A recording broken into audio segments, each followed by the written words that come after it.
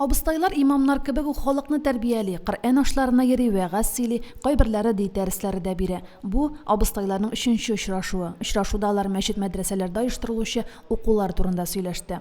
İnşallah Uruslu medresesine okurga baru деген niyetimiz de var.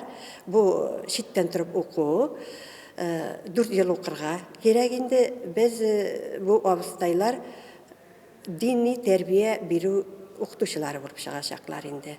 Şuluk vakitte imamlarga da şuşunday medreselerde oku mümkünlükleri açılgan.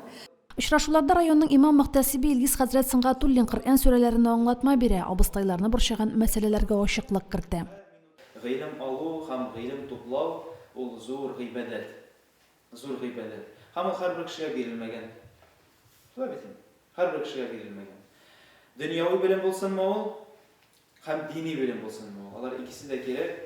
Һәм инде әлбәттә икесендә дә без нәрсә булдыра алабыз, һәм нинди якка безнең карашыбыз бар, әлбәттә алар икесе дә кирәк. Шулай бит. Һәр авылда 2-3 абыстай эшли, арада бик уңышлы эшләүчеләр дә бар. Абыстайлар район, республика күләм ярышларда да катнаша ди, Җәмигъ мәчетендә оештыру эшләре өчен җаваплы Сәрия абыстай.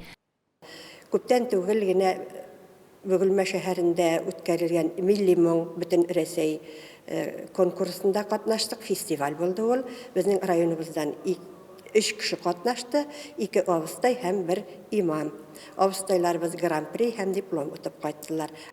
Абыстайларның төп максаты хатын-кызларга дини тәрбия һәм балаларга әдәп-әхлак дәресләре бирү. Айга бер тапкыр алар мәктәпкә баралар, дәресләрдә катнашалар. Максат балаларга ак әбиләрчә үгет-насихат белән тәрбия бирү ди Сәрия абыстай. Римма Авзалова, Айрат Фазылов, Динар Минхаҗев, Мөслим телевидениесе.